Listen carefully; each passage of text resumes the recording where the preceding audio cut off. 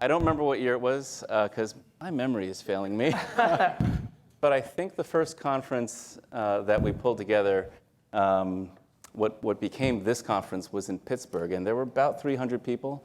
And I understand that we have about 1,400 today, and that's just an incredible accomplishment. And congratulations! I'm really so psyched to see it all happening, and I'm really honored and delighted to be here, especially with this panel. This is something that many of us in the field have been talking about for years. People of color leadership in the community development sector, and I want to note a couple of things. First of all, I want to introduce these wonderful speakers. You all have them in your program, but I want to say to my immediate right, Akilah Watkins Butler, who is the whole reason why we're here. Akilah. Hello. Center for Community Progress. Everybody knows Akilah. And then next to her is Tony Pickett, Grounded Solutions Network. And you're a new resident of Washington, D.C., is that right? Okay, terrific. Next to him is Lisa Rice from National Fair Housing Alliance. So welcome. We're so delighted. And we have Marietta Rodriguez, who's the new CEO of NeighborWorks America. Welcome. Thank you. And all the way on the end, and I can barely see him, is Calvin Gladney, who is with Smart Growth America. One could say my alma mater. So welcome you all. And this is, I'm just so glad to be here. So I want to pick up where Frank left off, and that is that we all have been working. Some of us for many years, some since we were 2 years old, and but many of us we've seen a lot of different waves and different stages of the community development field. And we recognize that the community development field has done an awful lot to improve communities, to enhance economic opportunities, build social capital in a variety of places, not just in the US, but it's also these principles and the practices and the tools that have been developed here in the United States have also been applied elsewhere across the globe. And then also we're starting to adopt some of the tools that are innovated elsewhere around the globe here in the United States. So it's really become this incredibly robust field, and in the United States largely focused on communities of color, but without people of color in leadership positions, especially at the national levels. And today, it feels like a watershed moment. A few months ago, Shelterforce had a conversation on its pages, really calling out this moment and really recognizing that it does feel like something's happening here. And I hope it's, just to borrow from Isabel Wilkerson, you know, if what we have been experiencing is pre-democracy time, then let's make this a democracy time where we really have representation in our communities addressing these issues. It's incredibly exciting. So I want to delve into some of these questions about leadership, about equitable futures, and just ask the panelists. We're gonna have a conversation, then we're gonna open up to the audience. Why is this important to you, to your organization? In many cases, you have organizations that you work with. Why is it important? Who wants to take it on first? I'll go first. All right. Yeah. Well, again, coming from Grounded Solutions Network, you know, our organization, our values really come from, again, the Community Land Trust movement. And that is directly connected to the civil rights movement. Even when I was pursuing this position, I talked about the fact that I'm well aware that I am the first generation, part of it, that really benefited from the civil rights movement. I said that very clearly. I understand that. It's important to me to see someone leading the work who really understands discrimination, disparities, and sees the legacy that leaders who came before us have put on the table. Again, this trip that we're about to take tomorrow to Albany, Georgia, again, I had that in my head all last year, saying we have got to commemorate that as a milestone for displaying the values of our organization. So walking the talk, that's really important to me. And I think it's important to the organizations that we're partnering with. I know it is. They tell me all the time that it's important to them. So seeing us actually realize the vision that came from the leaders of the civil rights movement for communities of color in particular, I think that's why it's important to me. Yeah, Tony made an excellent point, and it is one that is critically important, and I've seen it played out over and over again in various conversations and meetings that I have with different organizations with whom I work. Part of our job, part of what we do every day is try and influence people, right? And it's difficult to influence people when you're talking about an issue that you fundamentally haven't had an experience with. And so when we talk about racial justice and racial equality, racial equity, if you've never been in a position and you've never lived a reality where you have not had racial equity, you have not had access to racial justice, it's difficult for you to talk about those issues with, from a place where you're centered in reality and in experience. And I note that I am the daughter of a middle-class family. My mom and my dad were very hardworking. When my mother became pregnant with me, she told my father, "We need to buy a house." My dad said, "Go and find the house you want to buy." My mother wanted to buy a house in a predominantly white community in a suburb of Toledo called Sylvania. And when she met with the real estate agent told her, "Mrs. Rice, I'm so sorry, I cannot show you that house. If I show you that house, I will lose my job and I will lose my license. But I will show you where we are taking families in your income bracket," and took my mom to a neighborhood called Parkside Extensions in Toledo, in the city of Toledo. And that's the house that my parents bought. They were racially steered. When we moved into that house, we were the only African-American family in the neighborhood. By the time I started kindergarten, the community was 98% African-American. So my family lived through that racial steering, blockbusting, and redlining. My parents could not get. My dad could get a loan from the local bank, a depository institution, to buy a brand new Cadillac every 3 or 4 years. That's right. That same bank refused to give my dad a loan to buy their home because we were in a racially changing neighborhood that was now being redlined. So my parents had to purchase their first home with a subprime loan with an interest rate of almost 14%. And the other day I just had the privilege of having a discussion. I was invited to have a discussion with bank CEOs. So these CEOs of some of the largest banking institutions in America. And one of them, we were talking about the black homeownership crisis. For those of you who don't know, the black homeownership rate has been declining since 2004. And one of them said, I have some young African-American professionals who work in my institution, and I noticed that they went out and bought, some of them went out and bought a really nice luxury car before they bought a house. And I don't understand that. And so I was able to speak from a position of real experience to explain to these executives that part of that is cultural, because it was the car industry, the auto industry that gave our parents their first job where they were treated equally because of the work of the unions. And also because, it's sort of a cultural thing. You could get a loan to buy a car, but you could not get a loan to buy a house. And so unless somebody educates you and trains you and teaches you that that was the wrong way to do things, you buy the house first and then you buy the car, then you don't know that, because you just know what you see. You just know what you visualize, right? And many of those executives had not had that experience. They didn't know that information. And their positioning about communities of color changed because I was able to convey to them my lived experience. Fantastic. Yeah, I absolutely echo everything my colleagues have said.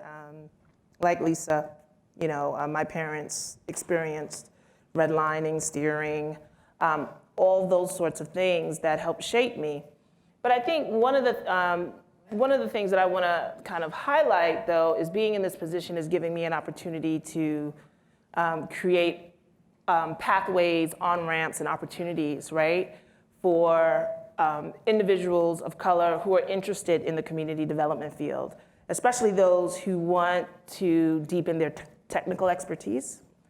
What I've found is that there aren't a lot of kind of rich experiences for folks of color to kind of enter this field so they can be ready for executive level leadership. And that's a problem. So when we look around and we think about who are we going to hire as our senior team, bring on our board, that sort of thing, there's a dearth of kind of like applicants, right? Because we have to get folks of color younger in their careers and be able to help create pathways and opportunities for them to get into this work and have meaningful experiences. If you're not connected to your local policymaker, you can't get an internship working for your congressperson or senator. You just don't, I don't live in the same neighborhood, right? Like, we're not going to the Rotary Club together. Like, how do you get those experiences? And so I think I'm gonna shout out my boss, Leslie Grady, who's here. And I remember when I was 24 years old and I came to Atlanta, Leslie hired me as a program officer to run a statewide program, helping young people transition out of foster care. She comes to everything I do in Atlanta, so I just love her to death. But if she didn't take a chance on me, you know, I would not be able to be in this position now. And so I know some of my responsibility is about creating pathways, but it's also about giving people of color an opportunity, right? So they can be ready for senior level leadership in 7 to 10 years. So I think that's an important part I want to highlight. Yeah, I'd like to jump in this conversation and add a couple of things from my perspective. I think, why is it important today? You've heard a lot of different perspectives. Obviously, our country, our communities that we serve, communities made up of marginalized voices and people will never reach the potential that those communities and those individuals can without a diverse set of voices being elevated into positions of influence and power.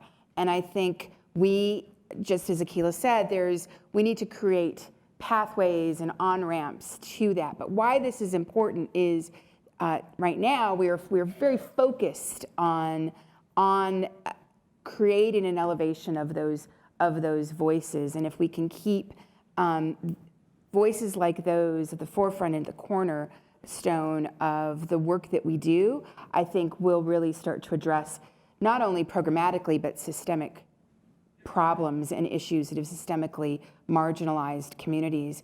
As the CEO of NeighborWorks America, I'm also acutely aware that our story of origin for NeighborWorks, some of you may or may not be aware, is we're a congressionally chartered nonprofit.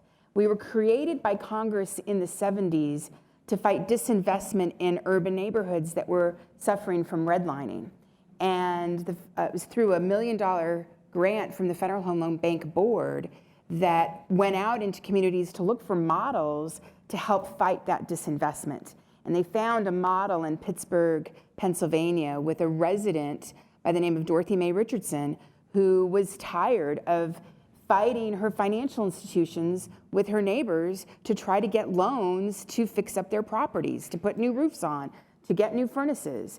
And she formed a nonprofit that had the resident voice as the platform and business leaders and government leaders coming together at the same table as equals to create the first NHS in Pittsburgh. And I think we feel that is a model we still promulgate today. Every NeighborWorks organization must have residents on their board leading that organization. So for me, it's a little bit, I feel like we have to walk the talk with that value. So from an organizational level, but I will tell you, just like my friends and colleagues on this table, I am on this stage by no accident. I'm on this stage because a group of people invested in me and gave me opportunities. I'm on this stage because as a young college graduate, My dad was worried that I was going to spend my new money in my first new job on frivolous things like shoes and purses, and signed me up for a homebuyer education class. And I was the recipient of a down payment assistance grant to buy my first home, to begin creating wealth for myself. I then went on the board of the NeighborWorks organization that gave me that down payment assistance grant. And then I went on to work for NeighborWorks.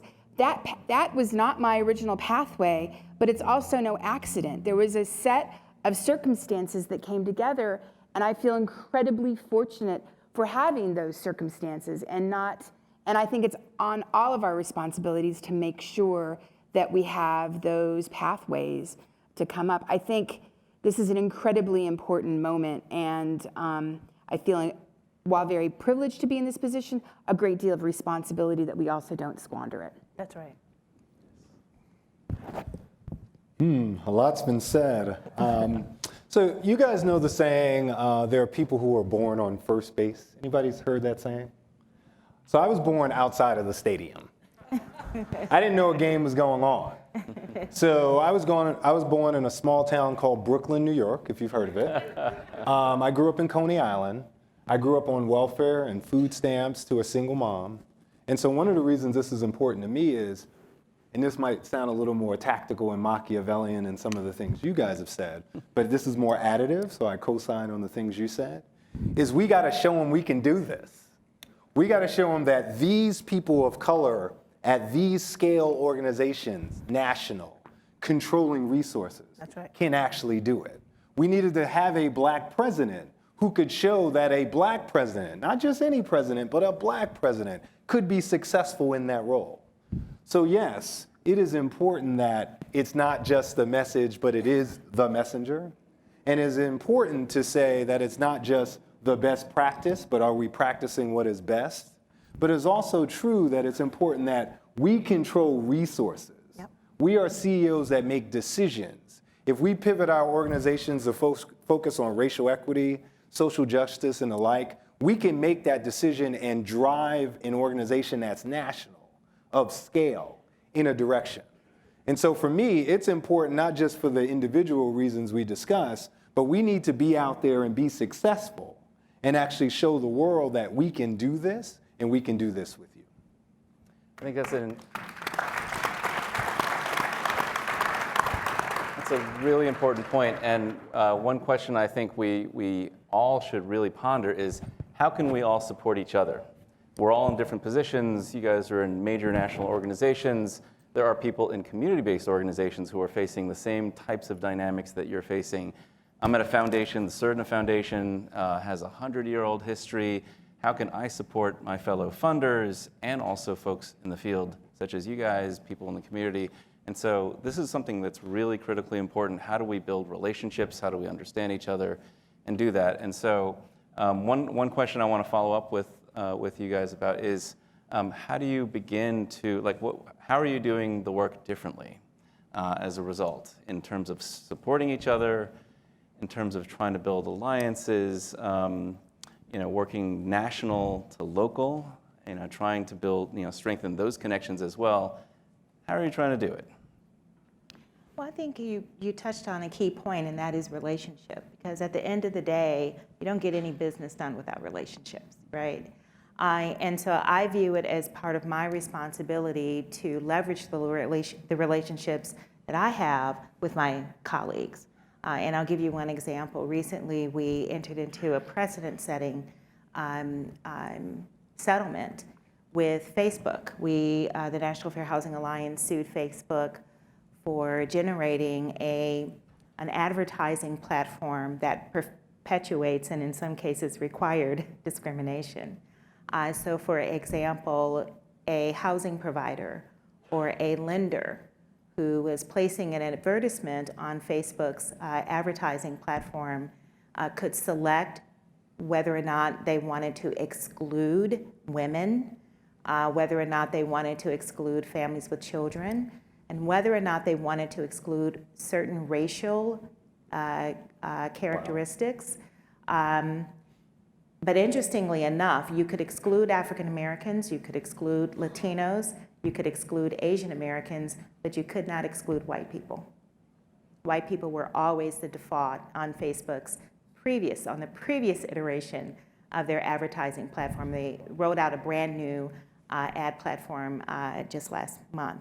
But in part of settling this case, we did formalize a relationship with Facebook, and Facebook is interested in doing some work around supporting affordable housing. And so they reached out to me and said, hey, do you know anybody who's doing an affordable housing work in these cities? And I said, yes, I do.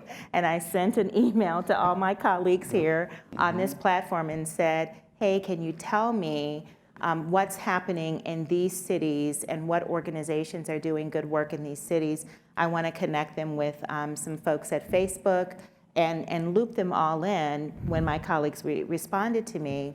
And that's part of the way that we begin to start branching out and formalizing our broader networks of relationships that are very important. And wouldn't it just be wonderful down the road if Facebook's partners with the different organizations here on the platform in order to realize their goals? So I think, we'll all answer this question. I think there are things that we're doing in our individual organizations. For instance, under my tenure, we're focusing a lot more on resident engagement. We have a community revitalization fellowship. We are leading with race. We're really explicit now when we do kind of like community analysis, right? So we don't do it with a race neutral eye, but we really look at the historical laws and legislation that has helped create the current conditions and really speak to that. And we do speak truth to power, right? So what does it mean to provide technical assistance to local city officials and being able to call out when we see racist practices, right? So, and me as a CEO being able to back my staff when they do that, right? And provide them with the training and support that they need to do that in a responsible manner. So I think we'll be able to all answer that. But I think the most profound thing we've done is created spaces like this. So usually what happens is that there's one magical person of color that gets elevated and they're the superstar and there's no space for anybody else. And I think that we're trying to develop a new paradigm. When we created this CEO circle, it was really about, hey, we've all come into these positions of power recently, and what would it look like if we didn't compete and were vulnerable with one another, leverage resources, trusted each other. This is hard stuff because it's not like we have a roadmap or are even incentivized for doing things like this. We did not want to be tokenized. We didn't want one of us to be uplifted and we all have to compete. We, when it makes sense, we sit on each other's boards. We're on each other's work groups. We introduce each other to funders. I mean, we have drinks. We have drinks, right? Even Tony and I doing this conference and partnering, even all these important people carving out time in their schedules to come down here and support this today. I mean, they're running, what you're seeing here is close to $1 billion of community development investment. I know they have 55 other things to be doing today, but they came down here because I asked, and that it's important. And so that's scary. It's really scary for us to be vulnerable because we could easily be competitors. And I think that's why it's important for funders to really support and incentivize people of color to do things differently. So that is really, I think, one of the kind of largest ways that we're doing business differently. Because we're trying to do business where it makes sense in concert with each other, and so we can uplift and support and provide, just the kind of psychic cover we all need sometimes because it's hard.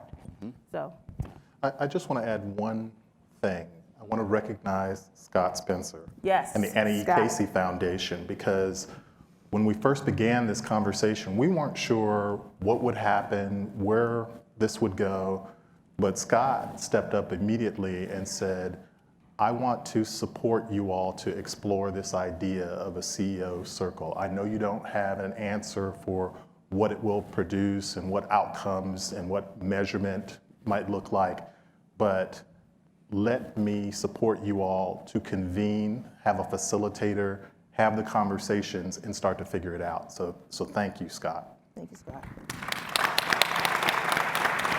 That's a great shout out because Scott was just telling me about this in the hallway, and I thought to myself the entire time preparing for this panel, I should also help out with Scott. And so I'm going to match what Scott is doing and support the Thank CEO. you. And, you know, my staff gets mad at me when I write checks with my mouth, but In a room full of people? I'm going to make an exception this time because, frankly, this is exactly what needs to happen. And I'll also just share with you that in philanthropy, it feels like a bit of a watershed moment, too, because just in the last year or so, there's been a crescendo of appointments, people of color leading major foundations all across the country. And I'm part of that wave. There's a variety of other folks, and we're all also trying to do what you're trying to do, which feels very different. How do we support each other? How do we try not to compete? You know, big egos in the way. How do we be vulnerable? And that, to me, feels really very different and also really generative. So I'm excited about that. I wonder if either of you want to jump in on this particular point? Well, I just wanted to also mention, in addition to the tremendous amount of support that you see, part of that as a peer group is, as we meet, we have a tremendous amount of trust with one another. But we also, I think, as we move forward, there is a level of accountability, right, that we're also holding each other to that's incredibly powerful in a peer setting. And so as a peer group coming together, that accountability piece, particularly on this topic, is really important as we think about really influences systemic change. So I just wanted, we didn't lose that piece. The one thing I was going to say that I think is hopefully useful is, you know, in some ways in history when people of color led organizations, they oversubscribed to showing their technical prowess, right? You wanted to show that you know this stuff, and that's how you rose through the ranks. And then there was a moment, and there's always been a history of folks who have led with issues of equity, social justice, and that was their subject matter expertise. One of the things I think is true for this group as well is we're showing that it's not an either-or proposition. Like, all of us are up here not because we know equity or understand how to move things in the direction of social justice or a technical expertise in the topics in which we lead these organizations. We're doing both. And we're doing it in the context of organizations that are not majority minority organizations, which I think is also different. It's a challenge not just being a person of color that's the CEO, but a person of color who's the CEO of an organization that the majority of the people that work there are not people of color. And so we're able to bounce ideas and challenges and best practices off of each other in that context as well. So it's been super useful to me. That's a great point. So yeah, to that point, again, you know, like Calvin was saying, you all run organizations that have a tremendous amount of technical expertise, resources, tools, financing, et cetera. And so right now, it's a tough environment to be working in, right? We have no help from the federal government, or little, right? It's really been a problem. Yes. And we've seen a lot of challenges, of course. We've been told by Holland not to call it a crisis, but we know that we have some serious issues in affordable housing and a variety of other issues. And so one question for you guys is, what is promising that you see out there? What are the models out there? Where are the places where you see a lot of progress being made, great leadership? I would love for us to also highlight what's really positive in this day and age. No, I'll jump in. So I told you a little bit about the background of NeighborWorks.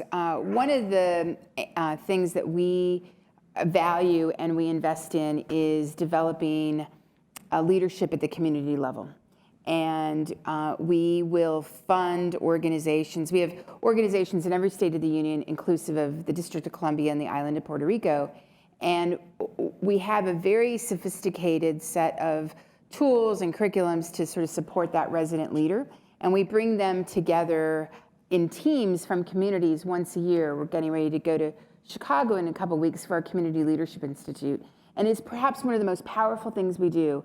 There's over 700 leaders in a room just like this who are meeting people that are challenged by the same challenges, whether they're in Albany, Georgia, or they're in Orange County, California.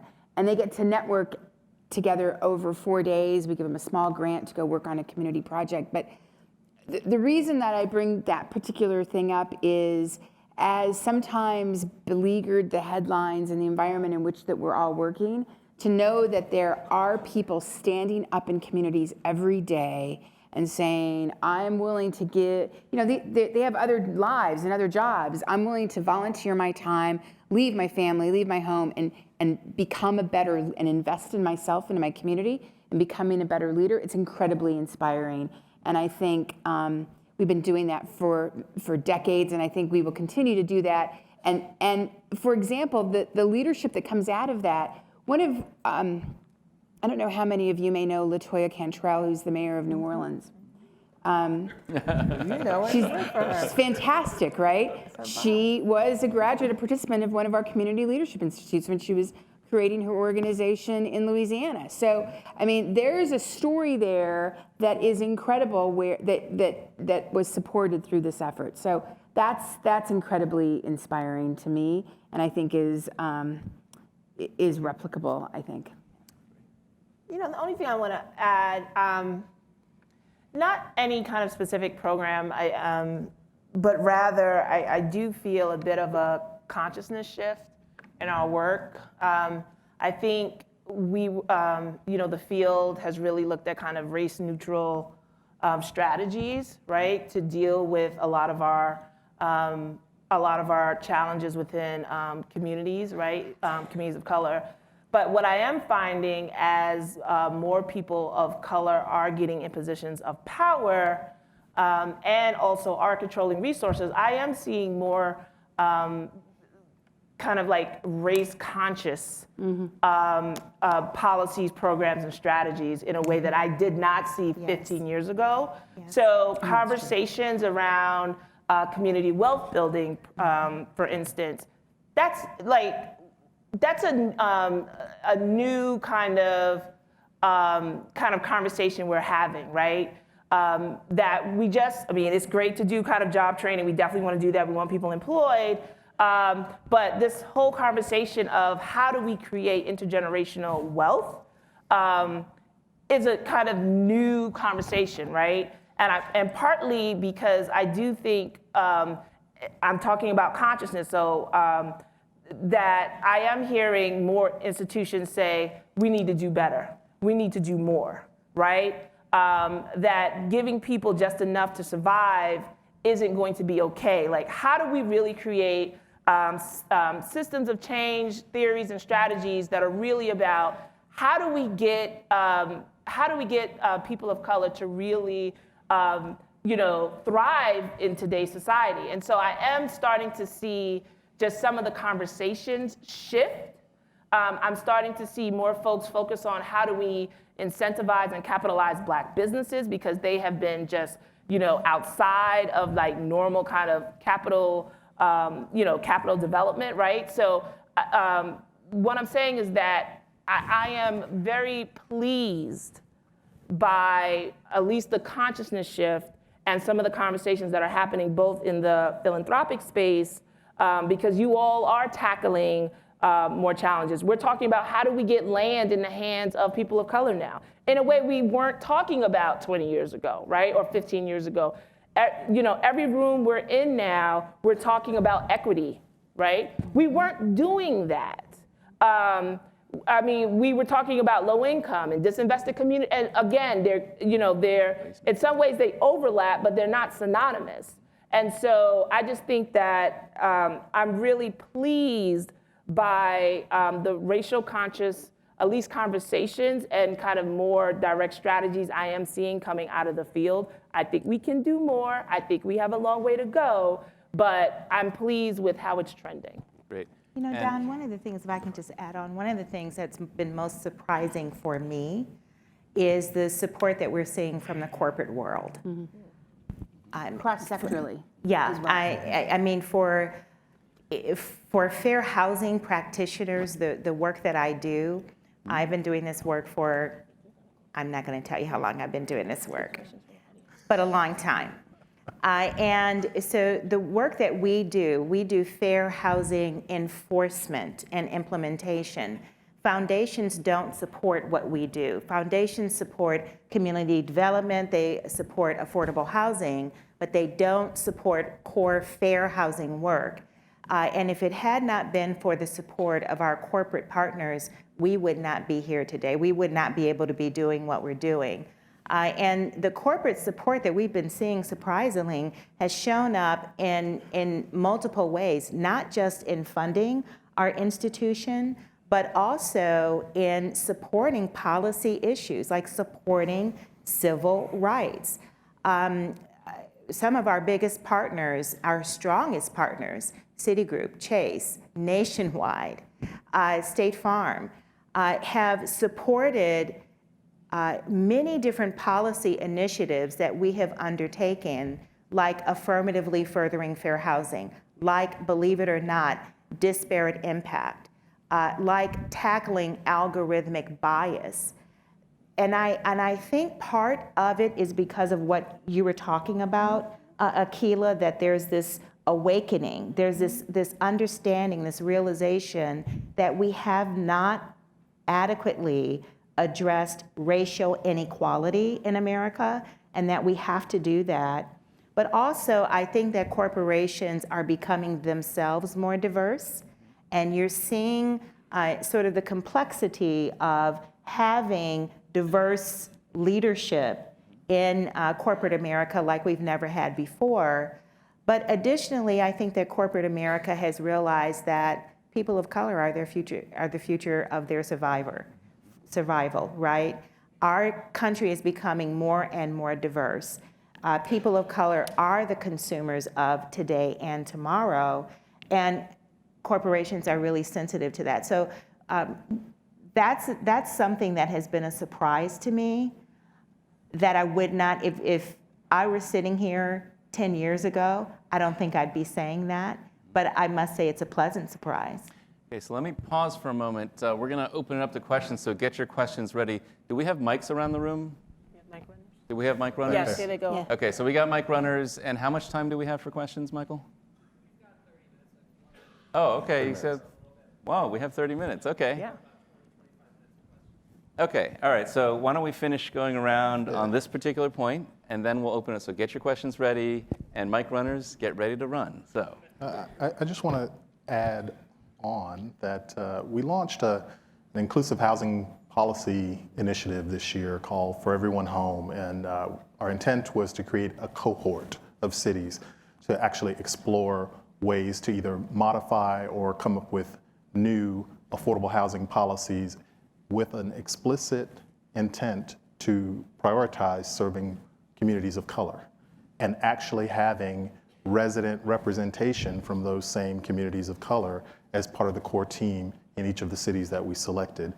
We had a lot of internal discussions. We required a local match. We were sort of putting out this call, and there was some concern that, well, you know, will people really be interested in this? Will cities really understand this, especially with the local match? We got 15 responses. We could only select 3 cities. They're here at this convening. So it says to us, there's clearly an appetite and an understanding, even at the local government level, that something different has to happen. There has to be a different outcome and a specific intent from the policy perspective to actually benefit communities of color. So I agree with you, Lisa. There's a growing understanding that the challenge is really our past policy history of excluding communities of color and how to correct that. I'm good. Yeah, okay.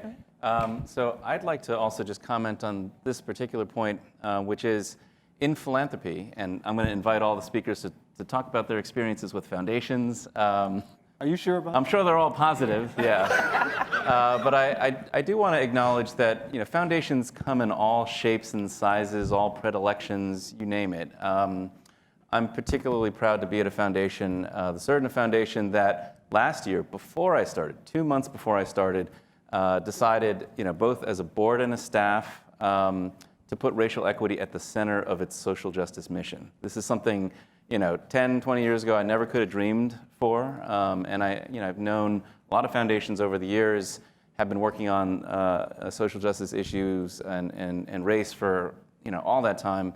And it was striking to me. And to be candid, while I was interviewing for the position, no one told me that Certina was going to be doing this. And so when I started talking about the work that I was interested in, it just happened to be a nice coincidence that we're all interested in racial justice. So, so that's great. At the same time, we know that, again, foundations are all really different. And so I'm just curious, when you work with your corporate funders, with foundations, with other financial backers, tell us a little bit about your experiences, especially when you're trying to pursue what this conference is really framing for folks. It's equitable, inclusive, racially equitable community development. How are you able to bring that into the conversation with the folks who support you? I'll jump in here. I think we have some of our best outcomes, frankly, from investment from our partners, either from philanthropy or corporate, when the outcome is grounded deeply in the needs of the community and the community voice has been taken into consideration. And I think that's challenging and hard. It takes a discipline and some extra steps that sometimes when you want to go fast and put money out, it's hard to make time for. But I think the best investment is really when the community voice is central and you're really responding to the needs. I would also say that investments in organizations, if foundations or other corporate investment is thinking about community investment, thinking about also how to invest in organizations that are working on the ground and how to fortify them to be sustainable long term. So many organizations in community development grew up on and were resourced and are resourced today by government and other philanthropic dollars that frankly have been in the last several years very unpredictable. Yep. And it's very hard for organizations to remain resilient to market shifts if you're relying also on the feast or famine, on unreliable resources. And so thinking through how philanthropy can invest organizationally at the community level to promote resilience and less reliance on government and philanthropic dollars. I don't think there'll ever be a time that we don't need that kind of investment, but how do we create organizations that are stronger and more nimble in responding to market conditions and making them a little bit perhaps look more like social enterprises that can generate their own revenue in part to help see them through lapses in government funding or different philanthropic cycles. Yeah, and I just want to echo Marietta's point. So, I think that what both thrill me and scare me is this, right? That as we see more people of color enter this space to lead organizations, we are in one of the most kind of tightest fundraising markets there is, right? We have large national foundations that have, changed their funding priorities. So, we're losing people or losing institutions that have historically invested in this field, and they're not being replaced, right? And it's not like the federal dollars are there to, augment what we're losing in the philanthropic space. So as we see more people of color coming on, man, now it's like we got to work harder, we got to think more innovatively, we got to leverage. I mean, we're scrappy, but we're not like miracle workers. Right. So I think that that's something that I want us to really, philanthropy to really think through, that if we see, this field of community development really kind of making space for leaders of color, how do we make sure that the supports, the financial supports, the capacity building, the space, the time is there to help support leaders of color? Because what we don't want to happen is that leaders of color get into these positions, funding dries up, and that our best intentions of working together could be eroded because resources are scarce, right? And now we're being asked to do much more with much less, okay? And now we're in this real predicament, like Calvin talked about President Obama becoming president, and that was important for a black man to become president. Let's think about when he became president. 2008, when the market was crashing, Black African Americans and Latinx communities losing billions of dollars in equity. The country was in chaos, and we asked this black male president to come on and really move us to this place. And he did, but it was hard. It made a lot of hard decisions. And I think for us coming into this space, like, asking us to operate effectively in this environment now, I just think that we have to be conscious of the environment in which we exist in and what is actually fair and just and right for us to be able to be successful, right? So I just want to put that out there too. Yeah, I mentioned before, Don, that it's particularly hard for us because we don't get foundational support. We don't, the major foundations that support all of you don't support us. Foundations, I'm not quite sure why foundations have never wanted to support fair housing work. Maybe it's because, we do the mystery shopping, we go out and we find the evidence of discrimination, and then we enforce the law when we find discrimination. We do try to attempt, and I don't think that I'm mistaken in saying that every case that the National Fair Housing Alliance has brought has been a systemic case. So we do find a way, when we find discrimination, to amplify that, and so that when we settle those cases, we're making systemic change.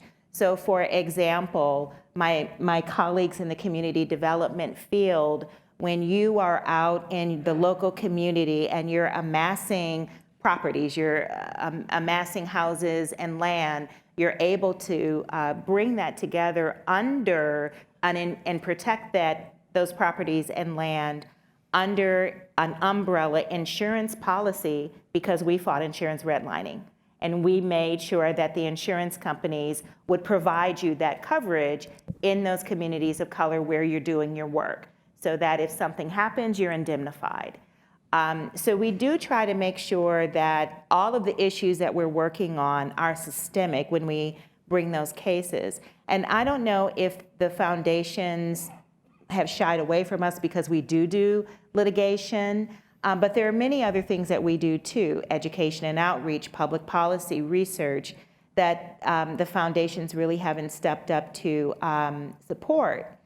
And so one of the things I would love to see, like if I had my wish list, would be for foundations to be a little more brave and support this kind of core civil rights work that we do to root out discrimination, and in particular root out systemic discrimination and structural bias, to support that work, be brave enough to support that work.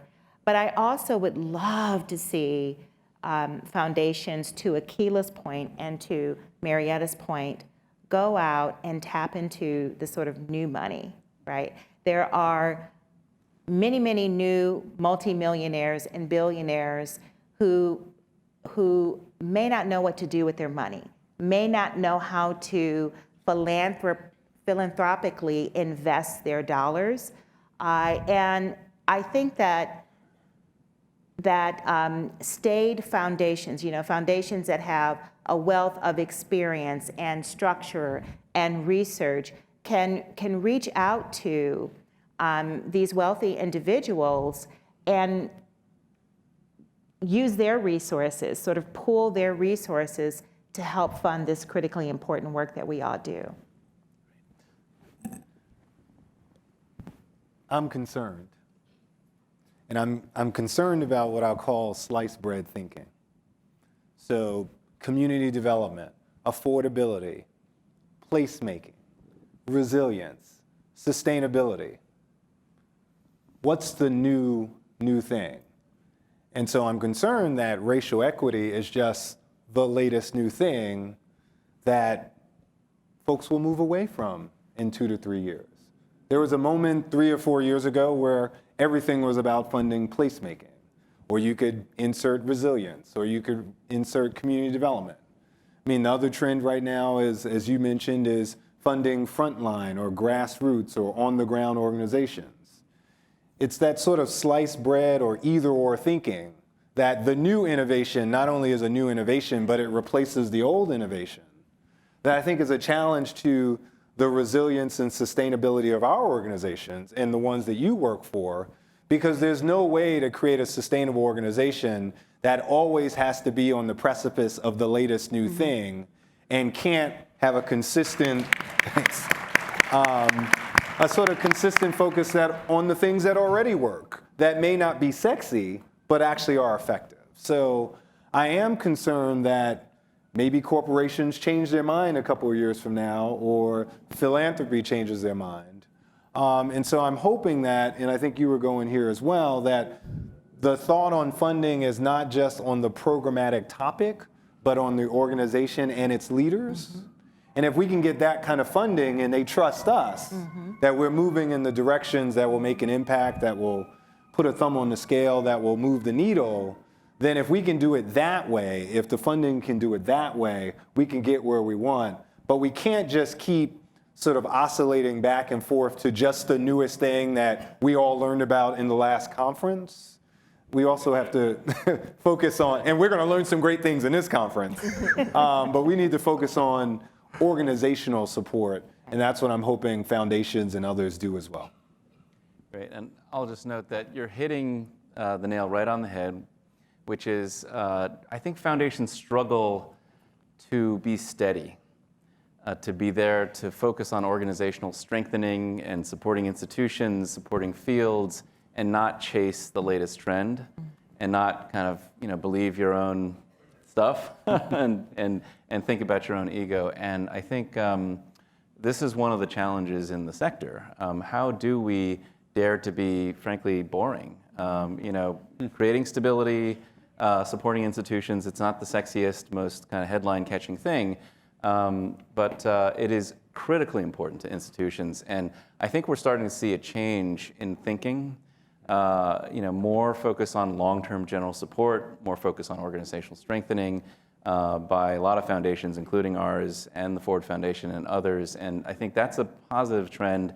It'll take some more work. And Tony, I think you also had your hand up.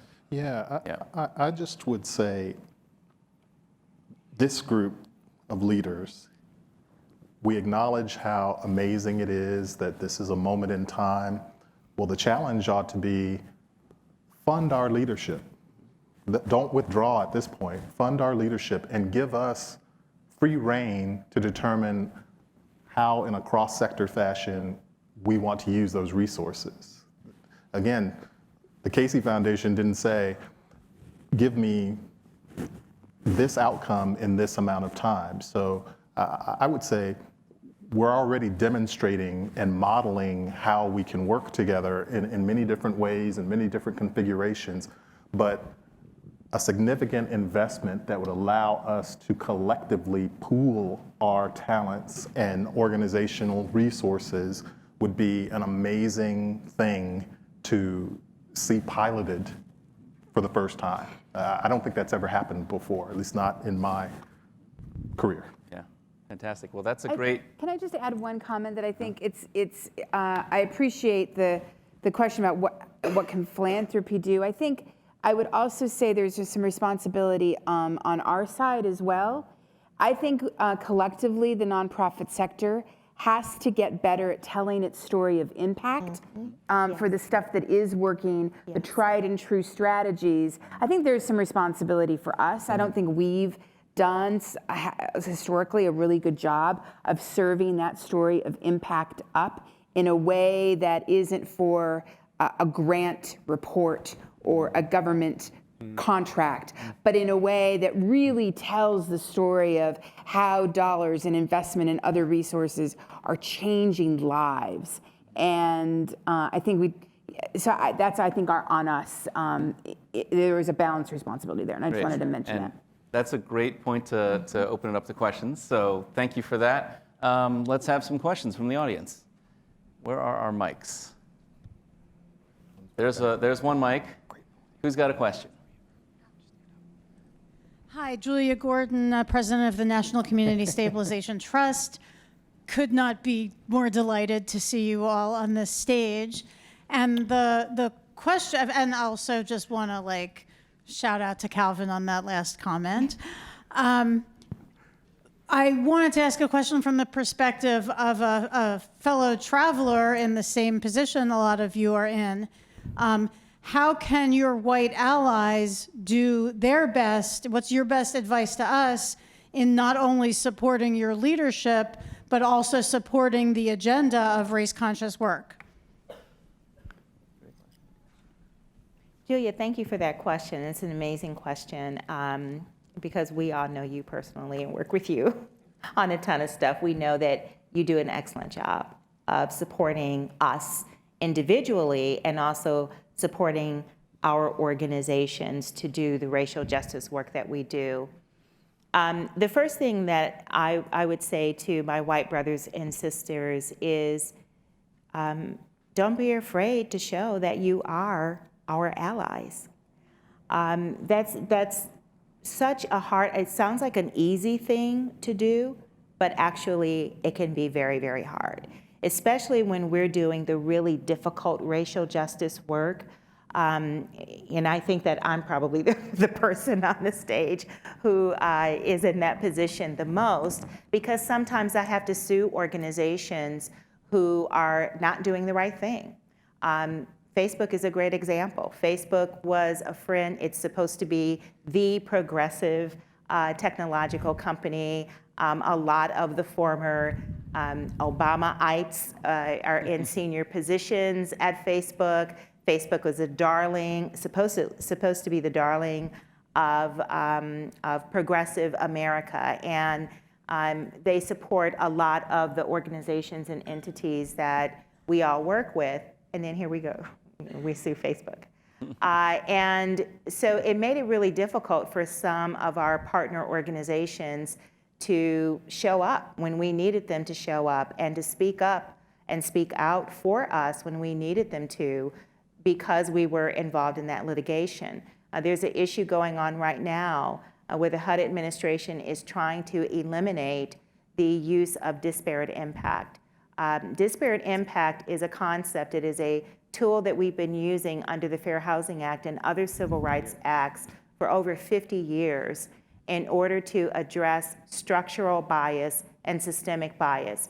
So we use disparate impact to be able to address policies that discriminate against survivors of domestic violence, policies that discriminate against the LGBTQ community, policies that perpetuate insurance redlining and lending redlining, algorithmic bias. So we use disparate impact to address all of those kinds of structural issues, and the Obama administration now is trying to upend 50 years of civil rights jurisprudence and has put forth the Trump administration, I'm sorry. I'm dreaming. The Trump administration has proposed a rule that would effectively eliminate the ability to bring disparate impact cases. We're in a commenting period right now, and so one of the things that our white brothers and sisters can do is submit comments. We have a dedicated website. It's called defendcivilrights.org. You can go on that website, you can host comment writing parties, you can call your friends and your colleagues, and you can speak up and say, yes, I think we need to keep disparate impact. It's critically important that we not use disparate impact. If we lose disparate impact, we will never be able to effectively address racial inequality in America. I love how you're all giving folks stuff to do. So that's excellent. So I see Calvin and Akila. Hey, Julia. It sort of reminds me of the difference between a mentor and a champion. So a mentor gives advice, but a champion does things for you. So I would say if you want to be a white ally, one of the things is let's make ally an action word. So you're in the room speaking for us when we can or are not in that room.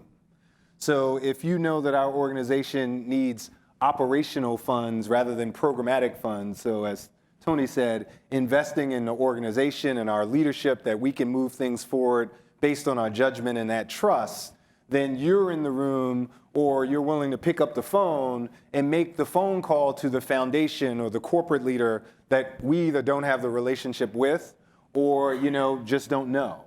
So I think the key is what are those action items? Where are those places, where are those rooms that you can be in or are in that we're not? And you can speak for us, our talking points. You can also, I would say, play defense in addition to offense. So there are gonna be moments when you hear things. Calvin makes Jay-Z references, he doesn't know his stuff. Well, actually that's not true because I make Kanye West references. But you're gonna hear things that are negative. Maybe they're based on bias. Maybe they're based on an ignorance of knowing what we do. You're gonna hear things, you're gonna be in that room and we won't be there. Right. So as an ally, you can play defense for us and say, actually, I have a relationship with Calvin and I understand that here's why he did this thing or here's his approach or the vision. So I think a lot of being an ally is what are your action steps when we're not around? That's right. Because those, we can most of the time handle ourselves when we're in the room, but most of the things that happen are when we're not there and you are. That's right. So the only two things I want to add, I agree with that wholeheartedly, is to also educate and talk to other white people. And I think that is a huge part of what it means to be a white ally, is about educating white people on the importance of equity and how it gets played out in supporting leadership of color. I think the other thing too is to lend your social capital. If there are grants and opportunities that we can go for, maybe you're a sub to us. Maybe you help, depends on being strategic or whatever the opportunity is, but also thinking about your social capital in a way that could help propel and strengthen us as leaders in the organization. So I think like Calvin said, it's an action word, but a lot of the work we need you to do is about playing defense and talking to other white people. Oh, can I add one thing? This is super quick. And then I want to keep going with the audience, but go for it. The sort of summary statement would be, I'm going to slow down to say this, and I got to find the exit just in case y'all run me out of here. Just because you're progressive doesn't mean you're woke. So true. So the color of law, white fragility, so you want to talk about race, evicted. There are lots of books out there that we might be progressive but haven't been educated on the things, the structural history, how do we get where we are? And so I would say the other thing is make sure even as you're trying to be helpful that you've educated yourself on how we got here so that you can be as helpful as you can and you come from a base of knowledge of how we got here in addition to having your heart in the right place. All right, we have a question up here in the front. Thank you. Hi, I'm Reginald Exon with City Community Development. First, I want to say it's great to see all of you here on the panel. So it really does my heart something special to see all of you. But Ms. Butler alluded to a little bit in her comments, and I'd like to hear your thoughts on who's next coming behind you. Not necessarily within your own organizations, but within the industry. So I'd like to hear more of your thoughts about who's next. All right. So I think that's a great question. I think it's one that we've talked about, especially when we first started to meet. We don't want to be special. We do not want to be Right. unicorns, Right. right? That's not a banner we want to carry, Right. right? So we talk a lot about what does it mean for us to create opportunity for those coming after us. I think with some of the funding that we're trying to raise, part of that funding is really about giving us the headspace to really ideate on that, right? We need to really think about the rich experiences that got us here. I called out my old boss, Leslie, as one example of what helped me get here because she took a chance on me. But what does that look like when we systematically put that in place? Because we have struggled with being able to find and nurture and develop kind of like this next rung of leadership of color. So I don't know if we have that answer yet. I don't, to be honest with you, I think we acknowledge that it is a problem. We acknowledge that we can play one role in that. And I think we've acknowledged that we want to create some headspace to figure out how we do better in that space, the part that we can play. But I think it's ongoing, it's iterative. But I think it's something, I think the field has to figure out how do we create leadership, right? Like at local levels, as we think about who's on our board, who do we give internship opportunities to, right? Like all these things mean something in 3 to 5 to 7 years. So it's ongoing, Reginald. I'll go ahead and then I'll jump in. Quick one. Reginald, your colleague Hala talked about being in that room for the CLT Summit. The capacity of that room, we were told, was 100 people.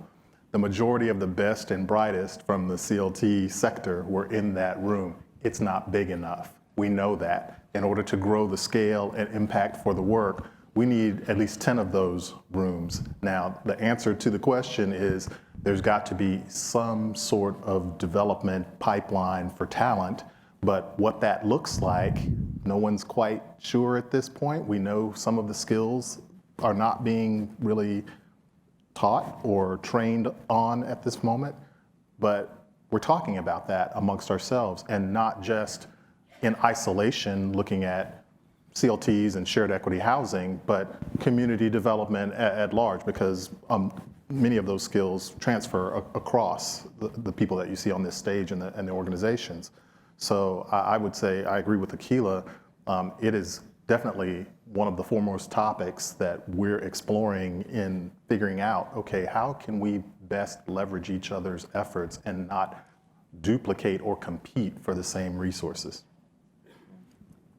I would just like to add, I think it's an incredibly insightful and a question that I frankly worry a lot about. NeighborWorks supports a network of about 245 local organizations, and I can see across the country that in 5 to 7 years, we're going to see a wave of retirements. And I also see across the country at the local level, local organizations have grown in sophistication and complexity over the last 5 to 10 years for a variety of reasons. The challenges are cross-sector and require complexity. The funding sources they have to cobble together are scarce and then turn into complex. The investment stacks to just do development deals are much more complex today. The government regulations that everyone has to adhere to. And we have to ensure, I worry, do we have a set of leaders coming up that is diverse, but also skilled enough to take on these complex organizations and propel them into the future? And I think we need to think about how we start to grow them more organically. There are very few colleges and universities that have a community development discipline, and many great college graduates don't even know that community development is a field that they can even make a career in. And so I think it's, again, impingent upon us to be elevating the need and the opportunities through internships and sponsored fellows and there's a variety of strategies. There is probably not one silver bullet, but I think we need a variety to hit a variety of places. Because I think in 5 to 7 years, if we are not paying attention to this, we are going to be in a world of hurt. That's right. Okay, more questions. So we have time for How much time do we have? We have time for one more question. One more, okay. Hi, thank you for taking my question. I would describe the chronic disinvestment and the racial inequities that we're all trying to address as an environmental emergency. And I say that from working for an environmental justice organization. And so my question for you all at the highest levels in the national organizations, how are you fighting or defending against a mentality of incrementalism, understanding that our systems take a long time to change, our government is slow, but it's an emergency. So how do you keep that in context, but still work towards sustainable change? So thank you. That's an excellent question. It's a really good question. It's an excellent question, and I'm so glad that you brought up the environmental injustice issue, because it cuts across what all of our organizations do. When you first asked the question, the first thing that came to my mind is a scenario happening now in Houston, Texas, where the city of Houston used federal dollars after one of their many, many storms a number of years ago to build a new infrastructure and levee system to divert storm floods from impacting certain communities. And the way that they built the system, it protected predominantly affluent white communities and increased the flooding in predominantly African American and Latino communities. In fact, 98% of the African American homeowners in Houston, their storm protection system is a ditch in front of their house. 98%. What does that do for the market value of the houses of those people who live in those communities, where their houses flood every single time there is a storm? What does that do for the environmental issues and the health issues for the folks who are living in that housing? Children who are suffering from asthma and other conditions because their houses are infested with mold, and you can never cure the problem because every single time there is a storm, the house floods.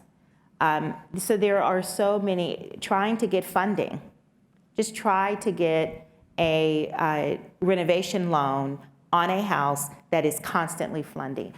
You cannot do it.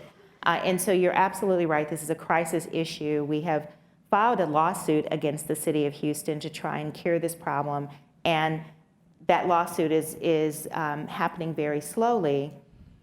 But it's difficult because trying to cure this very systemic problem that is affecting literally hundreds of thousands of people in Houston could not be more of an emergency, and yet we cannot get our federal government and we cannot get the state of Texas or even the city of Houston to pay attention to this emergency issue.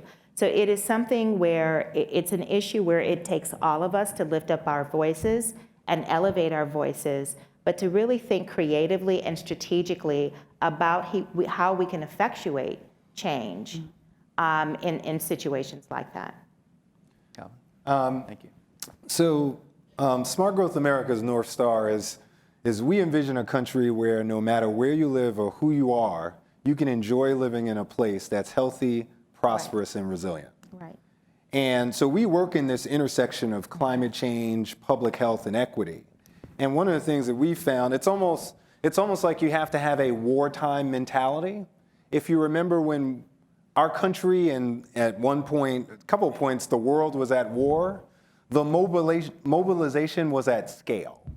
And so one of the big benefits of organizations like ours, and why I would say we can't have this either or mentality of only funding frontline organizations or grassroots organizations or funding national organizations, is one of the things that we bring to the table is a sense of scale, the ability to take the best practice that we learned in Houston or Ruston, Louisiana, which is a town of 21,000 people in Louisiana, or places that are small, big, rural, or urban, is that we're able to translate the best practices and the trends and the knowledge, what's happened legislatively from a technical standpoint, and also how you build coalitions. we're able to mobilize that at scale to meet the urgency of the moment and the scale of the problem. And so I do think there's a role for national organizations, even when you think about the issues that are local, because we're able to say, let's take all of the best practices and share them with all of the people so all of us can be at the table to make this happen. So I would agree with that, Calvin. I'll just add that, but in order for that to happen, we need practices happening locally and on the ground. Yeah. So when you started to ask your question, what came to mind for me is sometimes we can't wait for that systemic change. Sometimes we have to just try stuff. And it's sometimes through trial and error that we get our biggest lessons, and we just need to pilot stuff and iterate, and don't let the perfect be the enemy of the good. Sometimes we know there's an issue, we can do a few things about it, and then we can build on it, and you get momentum. I guess that's what I would also add to that, is sometimes we're always waiting for the systemic solution, and sometimes that never comes. And it's the stuff that the groundswell work, again, going back to what the community need is, that pushes that best practice up, that creates the bigger change. And one thing I'll say to that too is, this goes back to the funding community. Funders have to fund some things that might fail. So right now we're told, tell us what you're going to do in the next 12-month period, which is too short. We're told, tell you exactly what you're going to do and the outcomes that are going to happen from exactly what you're going to do, and then give us a report in 12 months, which is too short. Too short. And that report must say that you did exactly what you said you were going to do and you were successful in those things. Right. I mean, we're laughing, but that's exactly what grant reports look like. You say, I told you I'd get it done in 12 months, I got it done in 11, and I actually did exactly what I said, and all of the things worked. So we need to fund some failure. I mean, that's what we do in tech, right? We fail our way up, we fall up the stairs. Right. And so I think that's part of it too. We can't get to scale if the only things we're doing are little incremental pivots from the things we already know work. We got to try some big things, and we got to get funded to try some big things.